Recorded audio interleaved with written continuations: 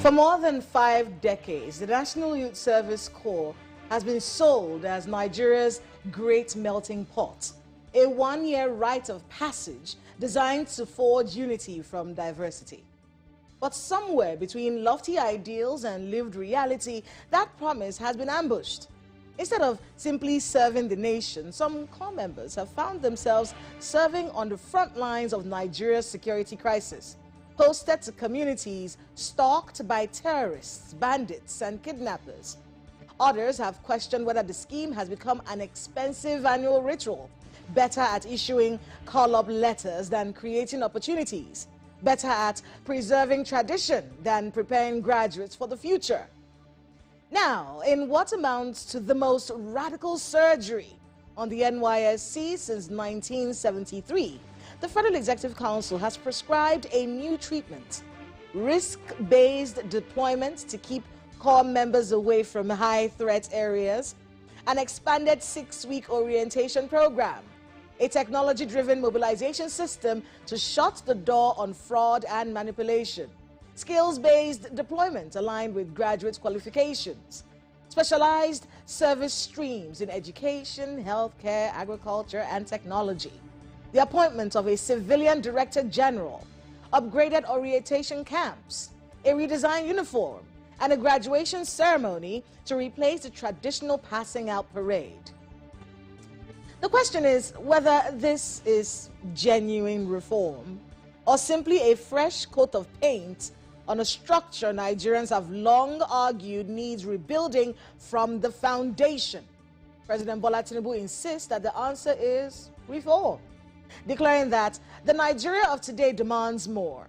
The president argues that the NYSC can no longer afford to be a conveyor belt that moves graduates from orientation camp to place of primary assignment and back home with little more than a certificate and memories, with young people accounting for nearly 70% of the country's population. He says they are, quote, not a burden to be managed, but the engine of our national transformation, end quote. And he also says that every corps member should emerge better equipped for work, enterprise, leadership, and national service. It is an ambitious vision, but Nigeria has never suffered from a shortage of bold speeches. The real deficit has often been bold implementation. After all, policy documents do not transform institutions. People do. And uniforms, however well designed, do not redesign outcomes. Which brings us to the harder question: can the NYSC produce patriotic citizens in a country where public trust is increasingly in short supply? Can 6 weeks of orientation undo years of cynicism? Can civic values be taught in camp? Or must they first be demonstrated by the institutions asking young Nigerians to embrace them? And if this overhaul is to become more than another chapter in Nigeria's long catalogue of well-intentioned reforms, who ensures that national service becomes more than compulsory service? Tonight on Hard Copy, I ask those questions to the Director General of the National Orientation Agency, Mr. Lanre Onilu, the institution at the center of government's campaign to reshape values, build civic consciousness, and convince a generation of Nigerians that nation building is more than just another slogan.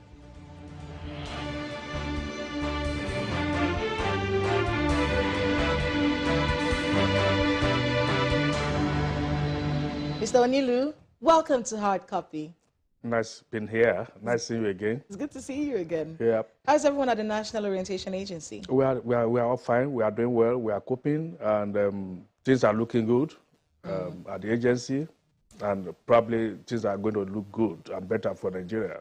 I remember your Nigeria Happened to Me campaign. And I do have to say, it did feel like quite a success, because for many Nigerians watching that campaign, these are not actors. Although there were sometimes we would see celebrities and whatnot.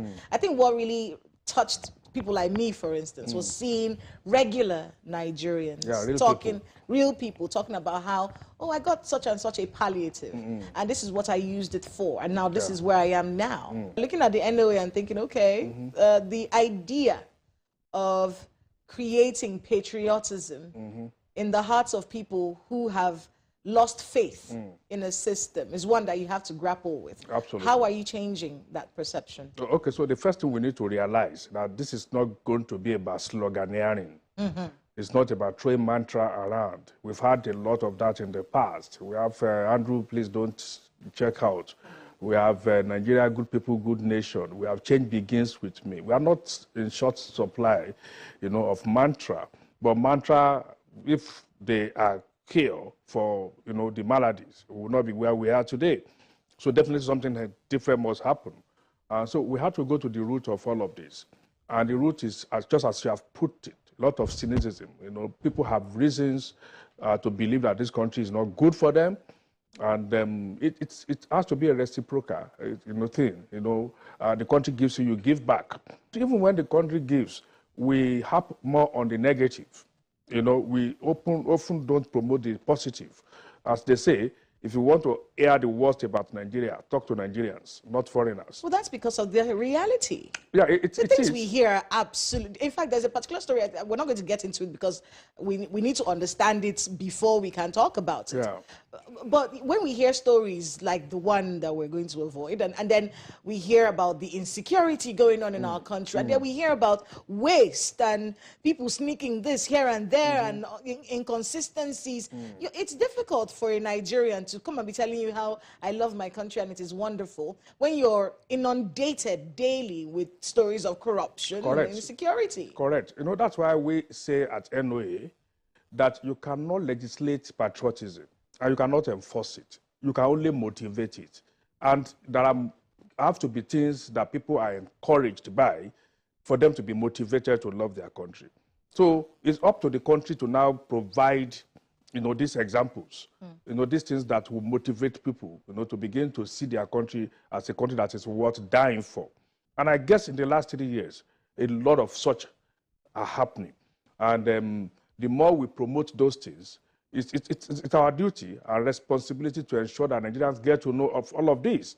If you live around the coastal area in Lagos, for instance, and you see what has happened to you in the last 1 year with the progress that has been made so far. If you live in Sokoto axis of the Sokoto-Badagry highway, and you see what has happened.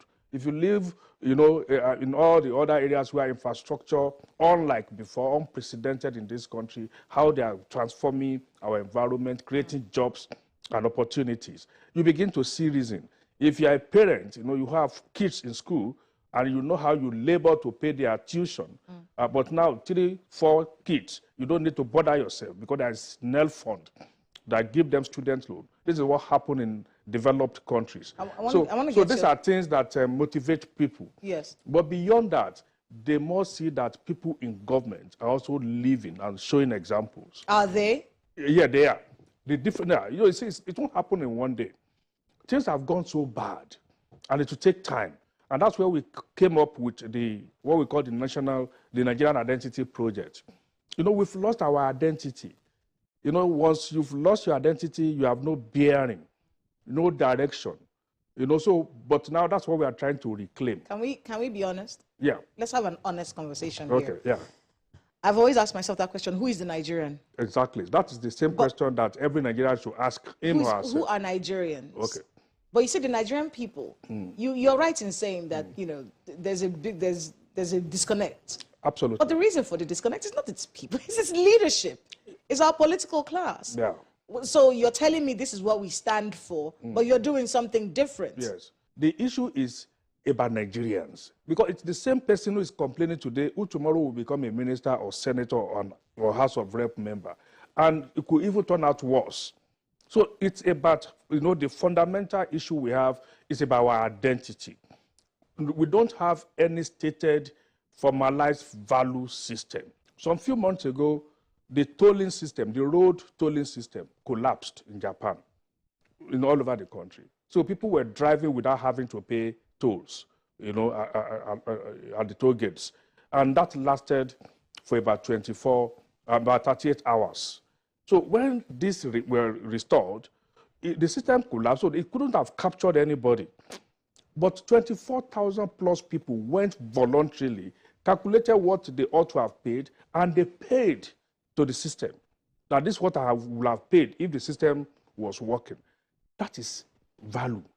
That is ethical citizenship. And we don't have that here. We do not have, because we do not even know what is expected of us. You're so, DG NOA, and you're telling us we don't have. Yeah, you were supposed to create one. Yeah, that's what we have done. I just mentioned in Nigeria, we have something charter. Yeah, exactly, National Values Charter. Values Charter, exactly, yes. Which we did, and 23rd of September 2024, the President graciously at the Federal Executive Council ensured that all the 14 requests in the value system were approved. And if I tell you the level of implementation, you will be shocked. But character, molding, behavioral change is the most difficult thing to do. It's like you're taking care of your kids from birth. You know the kind of effort it will take you to mold that child to what you kind of picture you have. So it's the same way for citizens. So, but the first thing is, we never even had a documented value system. Now we have, which we call the Nigeria Identity Project, implemented through the National Values Charter, which the President approved. And it has, what we call 7 for 7. The 7 parameters, for me, as a government, public, office holder, to use to measure how Nigerian I am on that seat. And then we have the 7 principles for every member of this country, every citizen, to also measure himself, how Nigerian he is. So there were no parameters before. If you're Japanese and you are not doing what the rest of the people are doing, then you say, you are a social defiant, you are not compliant. I'm gonna ask you this, and it has to do with the perception of the Tinubu administration. Yeah. You created this value. I remember it was last year. Yeah. It was a big thing. Came out around the same time those slogans and jingles were coming out. Okay, so that was done. Yeah. The National Orientation Agency predates the Tinubu administration. Yeah. Right, we've been here for a very long time. Does this government, in your view, represent the values that we stand for as Nigerians? Yeah, the same people that need to inculcate the value system are in government, are on the street. We are all the same. So until all of us go through this, it's like training, or if you like, indoctrination. So we cannot just wake up and become who we ought to have, been nurtured to be. So we are putting those institutions in place that include even for leadership also. Take, for instance, the part of what was approved by FEC was that if you are appointed or elected, you undergo national orientation training on those value systems that we have agreed. Did all of them go through this thing? No, it's a new thing. So the first one we did, which I'm giving you an example, the new ambassadors, the 3 days retreat they had, NOA was there, they were taken through the value system. So they all went back, they went to their respective country, of posting, now knowing what is expected of them if they are true Nigerians. So that has happened, and that will continue to scale up. For instance, in September last year, 2025, because part of the institutions of nurturing is the school system, we brought back what they call heritage and history as a compulsory subject now, from primary 1 to primary 6 and SS1 to GSS1 to SS3. So it is compulsory. So you will go through learning history, learning the Nigerian heritage, and learning the value system. It's Nigerian history? Of course. So progressively, you learn what it means to be a Nigerian while in school. It is a compulsory subject. That ends at SS3. But we are not ending there. As we speak, we have a joint committee of NOA and NUC, that is the Nigeria University Commission, working on the curriculum, so that when you are doing your general study in the university, which is also a compulsory subject, you also go through the value system, so you know what it is expected of you. Then we also have a joint committee with the Board of Polytechnics and Colleges of Education, working on the same thing, so that they incorporate it into the curriculum. That is just one of the 7 institutions. What about the NYSC? Exactly. That is just one of the 7 institutions of nurturing. The NYSC, in the same FEC, approval of September 2024, it is there, NYSC and ITF. ITF, Industrial Training Fund, is the institution where artisans are upskilled. Yes. You know, so we also find out that even for artisans, when you are training a mechanic to be a better mechanic, what about his attitude? A bricklayer, the person who does your POP, the plumber. Because when you go to the Republic to bring people to come and work here, and you say they have better skill. No, they don't have better skill. They have better attitude. That is their, sense of duty. That's what the difference. So for NYSC, it's already approved that for 1 year of NYSC, value system must be incorporated into their training. It's part of what we got from FEC. And that's why you see the 4 phases of this new reform. The first one is about civic responsibility leadership training. Okay. When we come back from this break, we'll go into the reforms of the NYSC and where the National Orientation Agency keys into these reforms. Yeah. So please stay with us on Hard Copy. We'll be right back. Welcome back. If you've just joined us, this is Hard Copy, and we have with us tonight the Director General of the National Orientation Agency, Mr. Lanre Issa Onilu. Thank you so much for being with us on the program. It's my pleasure. All right, so let's talk about the reforms. The very first one ties into what the NOA does. Let's talk about one of the biggest criticisms of the reforms to the NYSC right now. Yeah. Many people are calling it a fresh coat of paint. The problem with NYSC is the foundation of it, doing reform at the top. Many people say this is not going to give you the results that you need. It does remove a lot of the things that people have been frowning about, but that the concept of the National Youth Service Corps needs to be changed fundamentally before we move it from the military, and we've moved it now to civilians. In fact, some people are saying this is just a way of helping businesses, because now you've taken food away from the mouth of the military, so to speak, and then now you put civilians and they'll be doing business training and entrepreneurship and all of these things. What do you make of those criticisms first? Yeah, well, I think there are a lot of things that we need to realize in this country. We are under civil rule. Many of these things happen because they came through the military.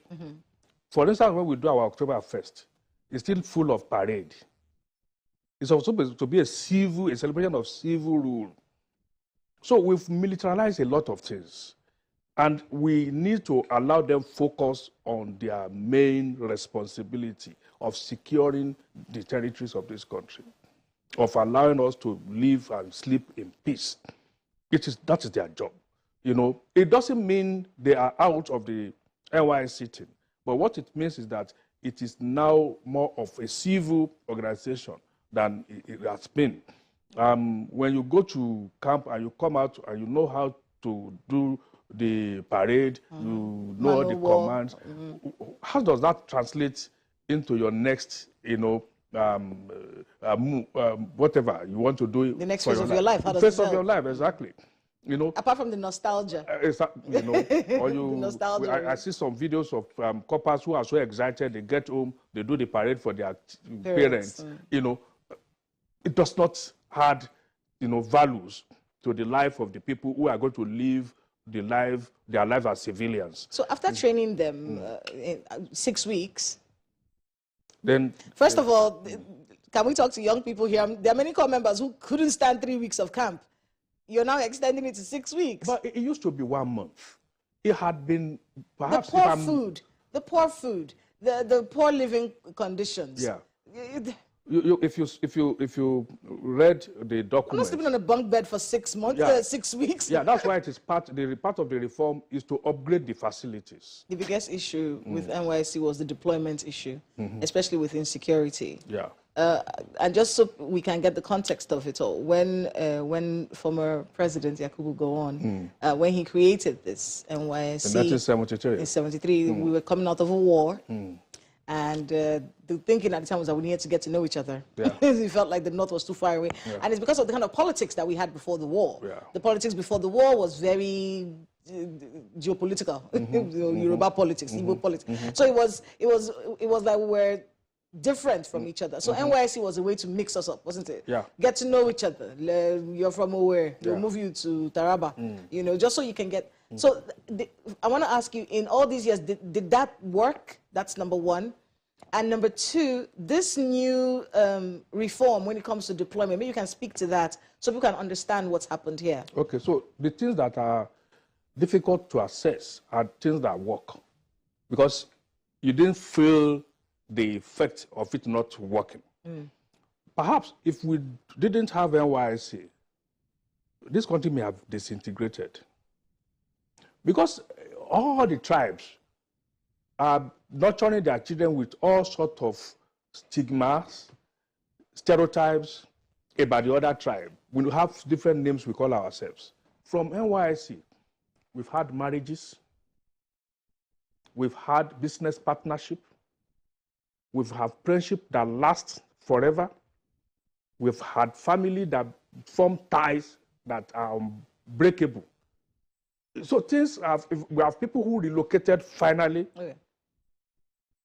But if that had not happened, we will have felt the effect. So it will be difficult for us to know what NYSC has done for us. But not for NYSC. Things could have been worse. Okay. But what I do know from what has come out is that they are going to be mindful of the security of the environment they are posting NYSC members to. So it doesn't mean, I do not think that it means you are going to stay in your state or back in your community. Would there be states that they would not deploy anybody to because of how insecure they are? That's why they said the reform is risk sensitive. Okay. You know, so it will be sensitive to that. We can't put the lives of our people, our youth, in jeopardy. Can I ask you a question? Go ahead. So we've always known that this was a problem. Yeah. In fact, I think with the abduction of those 6 kids in Zamfara, so are we saying that previous governments closed their eyes to the fact that we're putting our children in the face of bandits and terrorists all these years? Is this reform now, is it an admission that the Nigerian government has been systematically killing its children over the years? It takes courage to do some things, even as a leader. And this country will get to know, maybe several years after, President Bola Ahmed Tinubu will have left office, how timely, his coming has been for this country to save us from a lot of things. Past leaders knew many of these things had to be done. But you're not going to get applause for it. People might even hate you for doing those things. So if you want to ask questions about what ought to have happened that had never happened until this government came, I can list 10 of them. Is there any government that didn't know we should remove subsidy? But the courage to remove it because it won't earn you applause. The flotation of the currency, every government knew it was going to be good for our economy. Did anyone do it? The ASU has been going on strike for over 4 decades. It took somebody to come in and say there has to be a stop to it and did the right thing.